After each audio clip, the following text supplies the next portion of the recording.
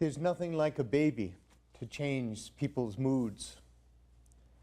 Just yesterday, Carlo and I were at Mount Sinai Hospital. It's a rehab hospital. And we went there to visit some of our parishioners and to anoint those who were in need. And in two of the rooms, there were these beautiful babies. And everyone who was there in the room, all the people who would come into the room to take care of the patients, gravitated to the babies. As we looked at these beautiful children, every one of us had to have a conversation with that baby. The baby couldn't understand what we were saying, but there was something inside us. You just had to do it. Those babies were touching our spirits. I think I learned a long time ago from my own father the gift of a child, the gift of a baby. My father, as he got older, even though he had macular degeneration, whenever he saw a baby, whether it was in the supermarket or a restaurant or on the street, he always had to go over and he would get real close to the baby's face and he would talk to the baby. Then afterwards, he would talk to the mother or the father or whoever was there holding the child. And invariably, my father would say to that parent, "You realize you are holding a miracle. God is so good to you." And then he would simply walk away. God is so good to us.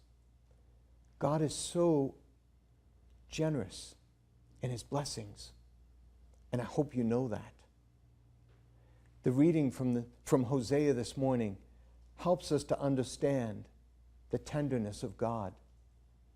So often when we think of the Old Testament, we think of God as powerful. Today, through Hosea, we come to understand how gentle and loving God is. Like a wonderful parent who takes the child up, picks the child up, and holds the child to his or her face. God wants the people, God wants us to understand that's how God feels about us.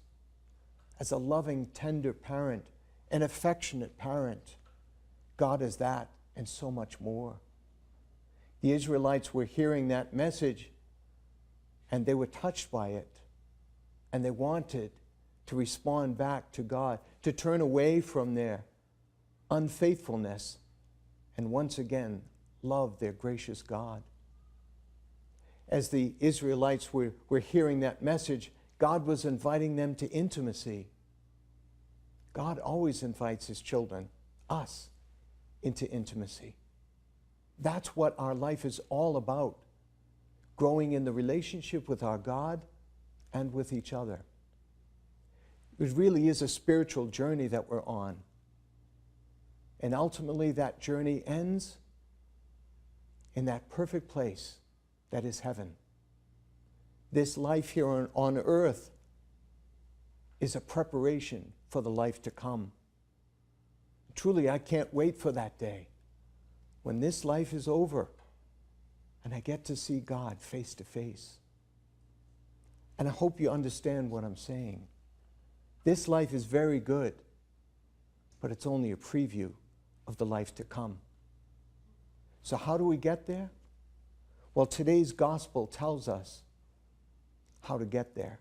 Just as Jesus was telling his friends, the apostles, to go on a journey and to travel lightly on that journey, I believe Jesus was preparing us for our ultimate journey home. And just as the apostles were called to travel lightly, so should we. How do we travel lightly into heaven? By becoming detached from the things of this world. For the things of this world to become so unimportant to us. Certainly we need a roof over our head and we need food on the table. We need things to sustain us, but we can't be attached to them. Instead, we need to be attached to the perfect and holy will of God. Whatever God wants, that's what we should want. We know that Sister Faustina taught us an incredible lesson. In the Divine Mercy, Jesus' words that he gave to Faustina are, "Jesus, I trust in you." Do you trust in Jesus Christ to be your way, your truth, your life, the guide to bring you home to heaven? If you believe that, then pray for God's perfect will to be done in your life and through you. If you can focus on that every day, Jesus, I trust in you. Father, your perfect will is all that I want. Then a clarity comes into your life. You see the things that are really important and the things that aren't important at all. You can distinguish the things that we really need to focus on and the things that we obsess on that we don't really need to be worried about.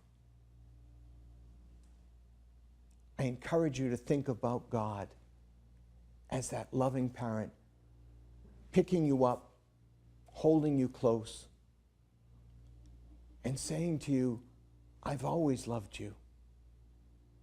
Be with me now.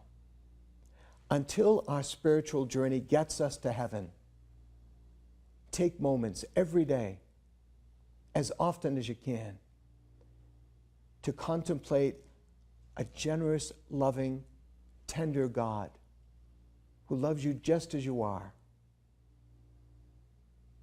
loves you as you are, and wants only what's best for you.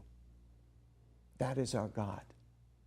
And we're on a spiritual journey home to our God. And until that moment, take the words that Jesus gave to Sister Faustina, Saint Faustina. Jesus, I trust in you.